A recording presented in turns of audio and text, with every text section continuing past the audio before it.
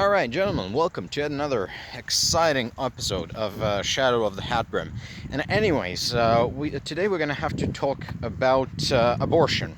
Now, normally this channel does not really traffic in the culture war bullshit, but sometimes the traffic war, the culture war bullshit traffics in you, right? And it stands in the way of things this channel is really interested in, such as Clash of Civilization, war, politics, diplomacy, economics, stuff like that.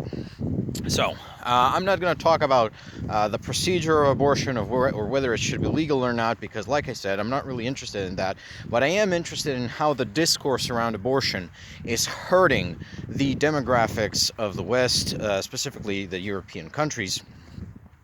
And a lot of people will know already that industrialized, you could call them Western countries, have lower birth rates than non-industrialized, non-Western countries. And here, of course, the major regions would be Europe, North America, and East Asia. East Asia here meaning China, Japan, South Korea, Taiwan. Anyways, birth rates in these countries are lower than in the non-industrial nations. And the reasons for this are multiple and multitudinous, right? We're not really going to get into that. I think everyone more or less knows this. A lesser known fact is that among the industrialized nations, there's also a gradation. Now, the gradation is lower, but some industrialized nations are hovering just barely under replacement level, while others have precipitous, just catastrophic birth rate numbers, which really cannot be made up for. And the the absolute dumpster fire of birth rates is South Korea. Like it's the the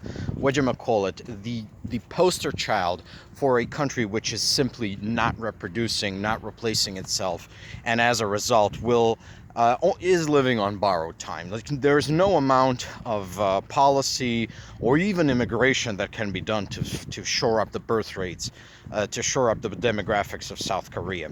And I think the long game for the North Koreans in this case would be that we're just going to outfuck the South Koreans, and maybe that will work out. Who knows? But I'm really not interested in that. See, the reality of South Korea is that it exists in a state of cold civil war, not between political factions, but between men and women. Men and women in South Korea actively hate each other.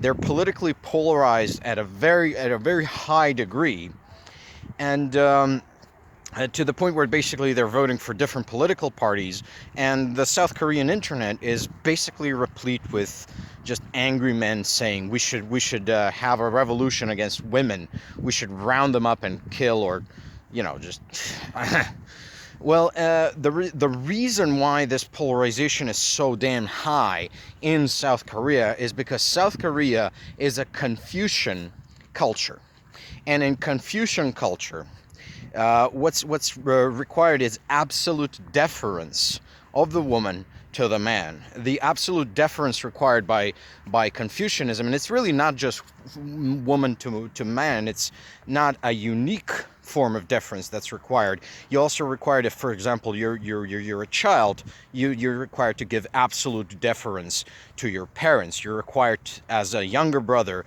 to give absolute deference to your older brother.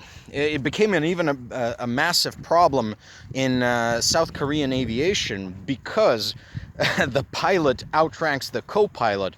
The co-pilot is expected by Confucian norms to give absolute deference to the pilot, but the co-pilot, as a definition of his profession, is there to speak up when the pilot fucks up. And it really gives you an idea that aviation is fundamentally a Western, not just technology, but culture, because Western culture actually does have that the law, that right is above the king. And if you are subordinate to someone and you see them fucking up, you have a duty to speak up, and your duty is to the truth, to God, to law, to essentially principles higher than mere authority. In Confucianism, the highest principle is authority. So if the king fucks up, you're fucked. as a nation. Nobody's allowed to speak up. To speak up against a mad king, is worse than treason. It's worth destroying the nation over. The Chinese have had so many Caligulas. We had Caligulas in the West too, but we killed them. Caligula was killed after 4 years of rule. So people say, oh, you have Caligulas. Yeah, but we kill them, and we depose them, and we isolate them. Or it's like Ludwig II of Bavaria. You sort of shunt them over, get them to play with the castle. Anyways, because we can get into that some other time. Anyway, so basically this sort of required deference by Korean women to Korean men is greatly at odds with the reality of industrial and post-industrial society, where essentially women have the economic power to chart their own course in life.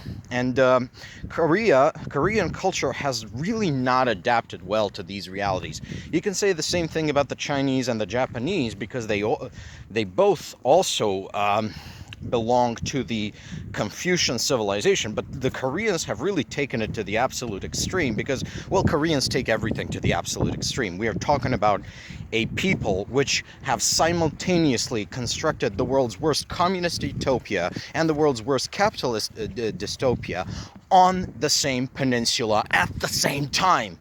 You got the Samsungocracy in the south, and you got the Kim dictatorship in the north. That's who the Koreans are.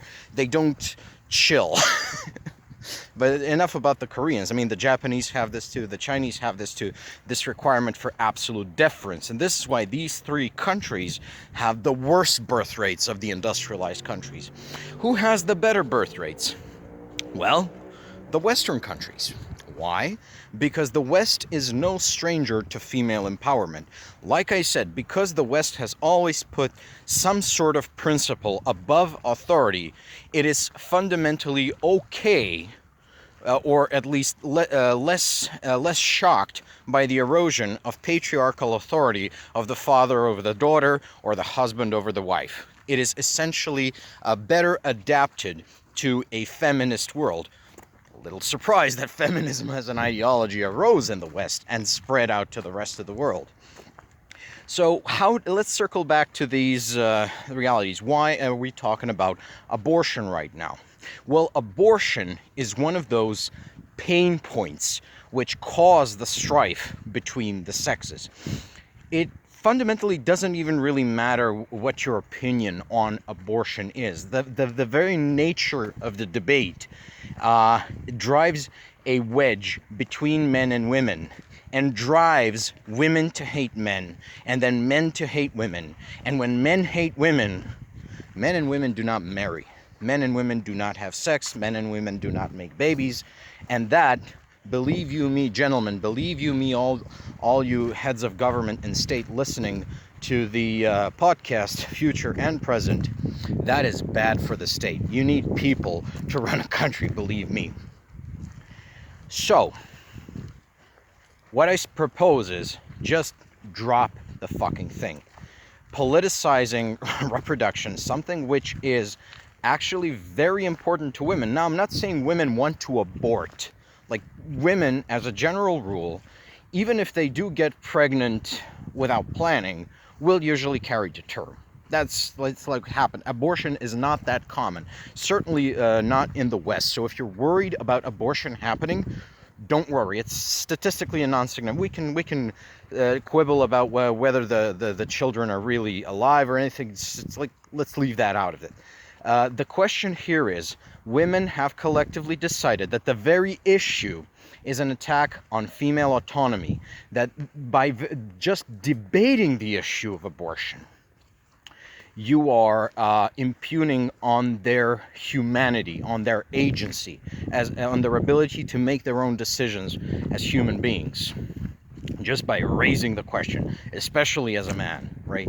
So, this is about what is actually driving polarization, gender polarization in Western societies. And you actually see that in countries like Poland, where various factions, like I want to point the finger at the Catholic Church, but the Catholic Church in Poland is heavily politicized. It's very tied into the Law and Justice Party. This is driving such a massive wedge between Polish men and Polish women, where I got my Polish friends telling me uh, like, Polish women just have started actively hating Polish men.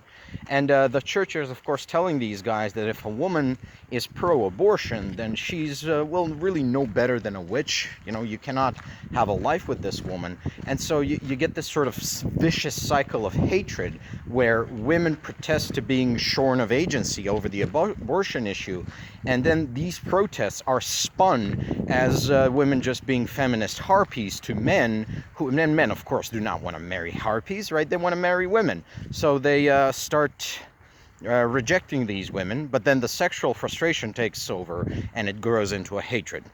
And you got political gender polarization. And I don't want to single Poland out here. This is happening all across the West, where abortion and other gender-related political issues are used to drive a wedge between men and women, to get men and women to hate each other, to politically polarize against one another, to the point where you got civil war in every bedroom. Or men and women simply do not get into the bedroom at all. And then you got the divorces. And then you got the marriages that never happen because of shit like this. So, my advice, just fucking drop it. It's not helping anyone. It's not going to help you.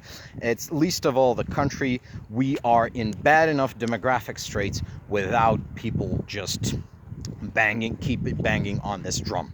And I gotta say, though, that the political right is not going to drop it. I know they're not going to drop it because they can make a lot of political hay, and they can keep men on the right-wing plantation by banging this drum and other gender-related issues. Like all of the political issues are rapidly becoming gendered because the political right has discovered, you know what, we can politically radicalize men against women, and that can get us elected.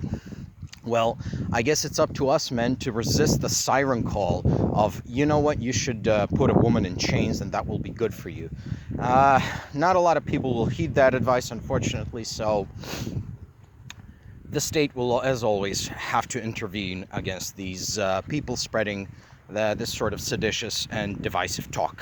Well, I guess that's it. Hope everyone is having a lovely day, and bye-bye, people.